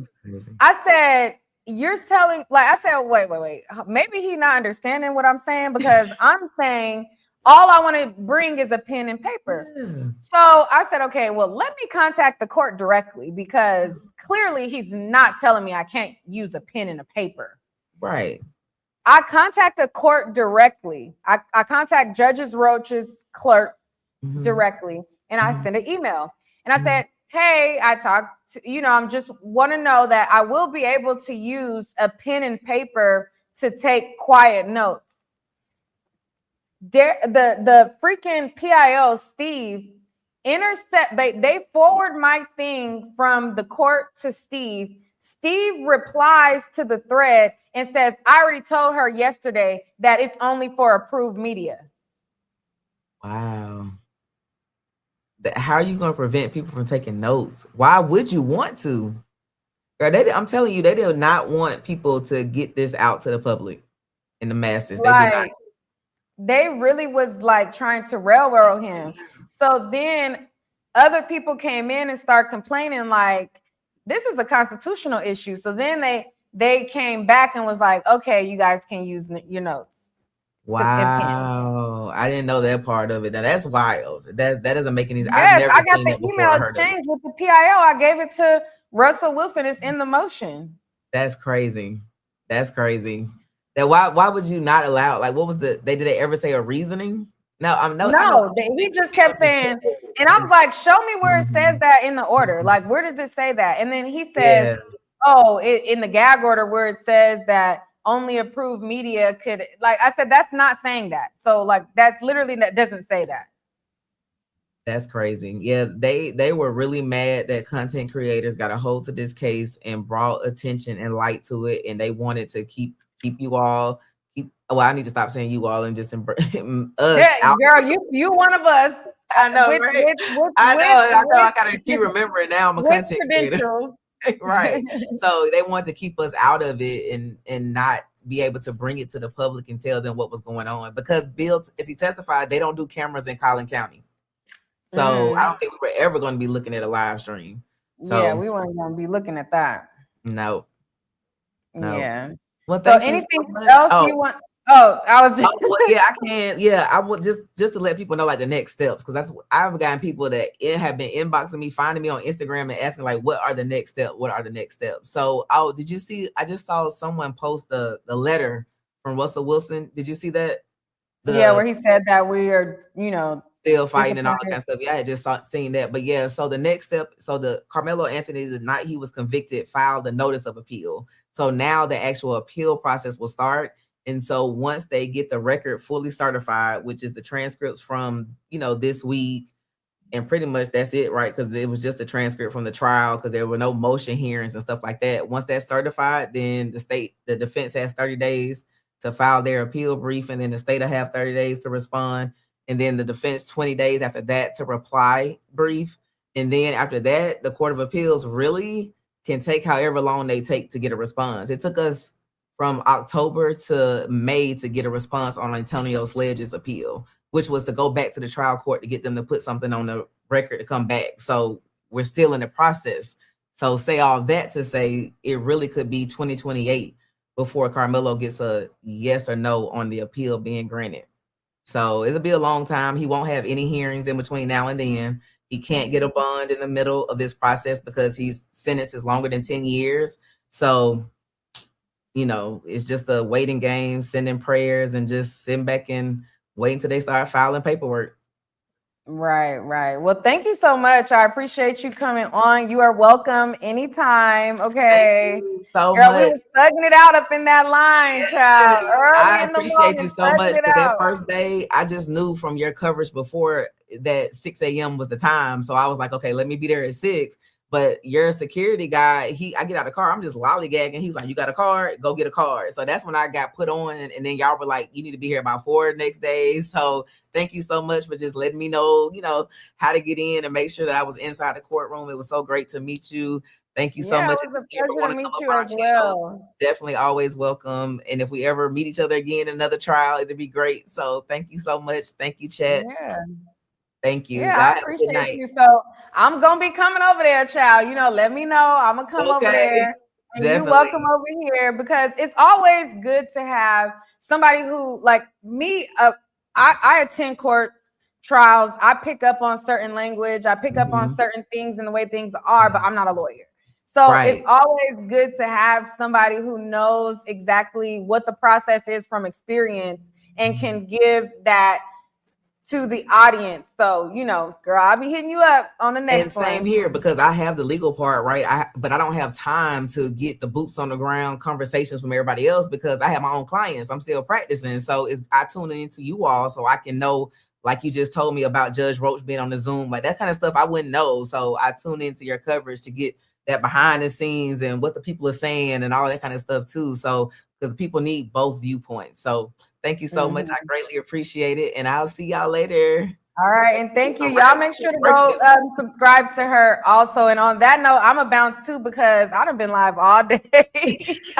Girl, I was like, I did like an hour and a half today, and that's it. Because we was killing it. It was a lot this week. I don't see how.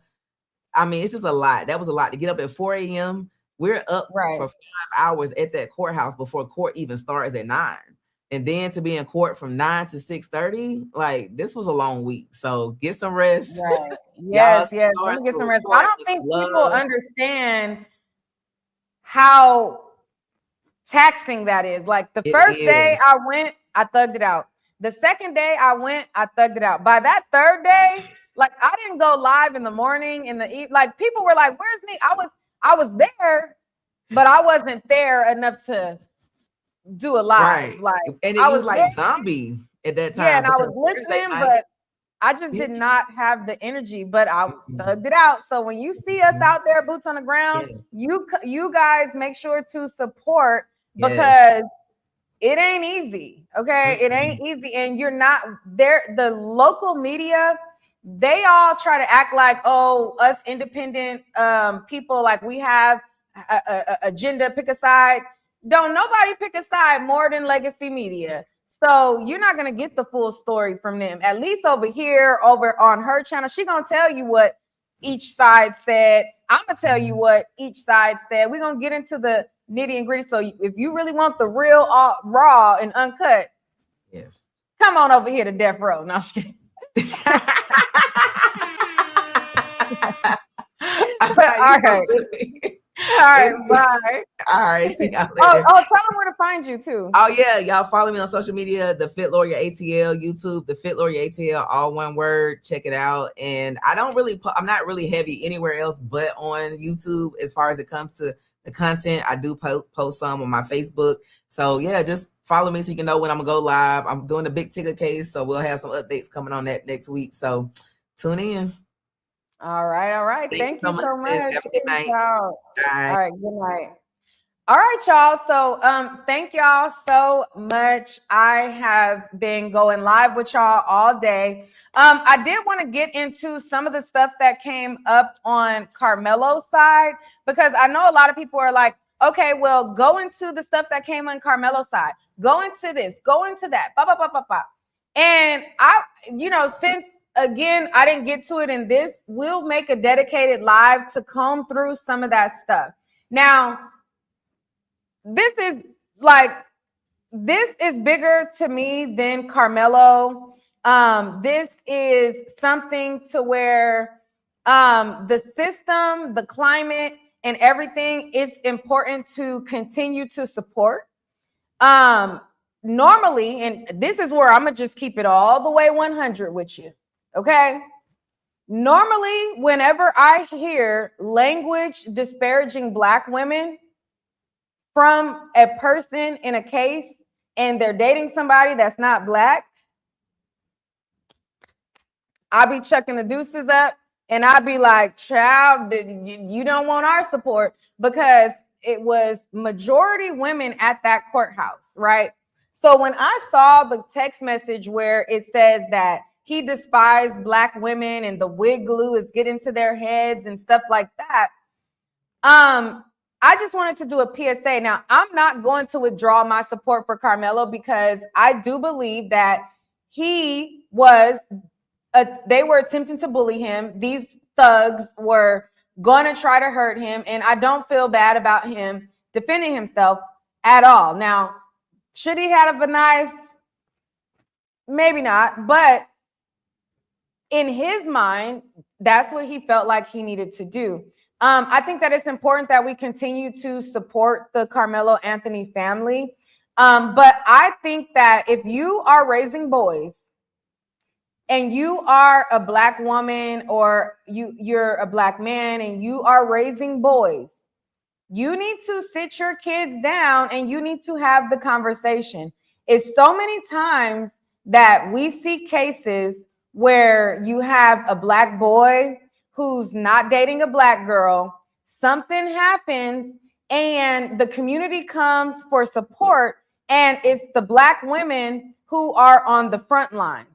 I feel like there needs to be conversations in these African American households. You guys need to be talking about that Courtney case. How you need to be talking about once we saw what that boy said about Black women, we chucked the deuces. She got 2 years left in her sentence. She killed his butt and she's about to be on her way. We also saw all of the other cases. And so it's very important to have a conversation. Share with your kids, even the Karmelo situation. Share with your kids how, when it comes down to it, who on the front lines supporting? Who's on the front lines showing up? It was men at the courthouse, sure, but it was not that many men there. We were in large numbers, okay? And it was the Black woman, the Black women up there making sure that they went over and above to support this family, to help and assist any type of way that they can. It was in large number the Black women who were out there protesting, advocating, doing what they had to do on social media to support, crowdfunding, raising money, going out their way to, rally up things to raise money on GiveSendGo or GoFundMe's or whatever to support. There needs to be serious conversation to you boy moms, okay? Because we see this often with the boys. With you boy moms, that they need to watch their mouths when it comes to Black women, okay? And show them these cases. Show them how Karmelo is being done, okay? Show them. And there's so many families who, and I'm not going to fault a family for wanting the best for their kid, right? There's all these people who they want to provide a better life for their child. I'll never fault anybody for wanting to provide a better life for their kids. However, we need to stay grounded. Okay, like you know what I mean? You move out the hood, but you might need to bring little Timmy to the hood sometimes to let them know so that they can still have a connection and know where they come from. Because I see a lot of times where, these kids, they don't really have that connection to the Black community because you have this life that you're providing. You're bringing them to white people, and then they start getting these ideas of things. Somebody said, who made the wig comment? Karmelo Anthony did. Okay, so that's all that I wanted to end off on. But thank you guys for supporting. I do have a Cash App. If you guys want to support, it is Neek at Night Media. You have to spell it exactly like this, Neek at Night Media. Like Fit Lawyer ATL said, it was really a grind to go and be boots on the ground. You guys do not know how draining it is to be up at 3 a.m., be at the court before 4 a.m. to secure a spot, deal with the tomfoolery that happens in the line. Every single day is some tomfoolery going on in that damn line. You outside for hours. We're literally standing there for hours before we can even get into the courtroom. When we get into the courtroom, it's not all fireworks and entertainment and theater. Like, there's a large amount of it that's boring, you know, like you have to really sit through that. So the dedication that each content creator has, it's important for you guys to support. Now, it's not mandatory, but those are the type of things that you have to think about when you're going to cite people that are credible, because there's so many people who do have a lot of misinformation, and you do have certain people who are just making it up as they go. So that, but you have to, if you want the people that's going to tell the truth, tell it like it is, give you the raw and the real, you need to support those individuals. You get what I'm saying? Somebody said, especially in a different time zone, right? I'm from California, so, you know, 3 a.m. is, you know, like my body was all out of whack. But I want to close out by telling Dominique Alexander, thank you for offering up his office space. He then opened up his office and said, listen, look, we're going to plug up the lights. We're going to plug up the camera. All right, deuces, let me know if you need anything. So I just been here by myself for hours, and I'm glad that he trusted me to provide his space. I appreciate you so much. He has the Next Generation Action Network. I always have to look back at my paper because, child, I'll be forgetting. So shout out to him. Also, shout out to the new Black Panther Party. They gave me a security detail. Again, I told you guys in my other video that per what happened during the trial the last time, I felt that it was necessary for me to have security. Okay. And so I reached out to the new Black Panther Party and I said, hey, you know, I'm going to be coming out there. I need security. And I'm willing to pay. Like, I'll pay for security. They didn't charge me a thing. They said, girl, we don't charge you. Like, girl, this is what we do. They provided me with a security detail. Now, I seen them going viral. There was somebody who did an interview with them, and then like people were like making fun of them. They have some real experienced MMA fighters, some real experienced people in martial arts. Like, y'all letting looks deceive y'all. Like, they have some experienced people. And one of the guys that was with me was really like real deal Holyfield. Like, so I'm grateful that they provided me with a security detail, somebody that can assist me in my time of need where I felt like it was necessary to go out there with security and make sure that I was covered, because I don't trust these supremacists out here. I don't trust them at all. Okay. I don't trust them not one bit.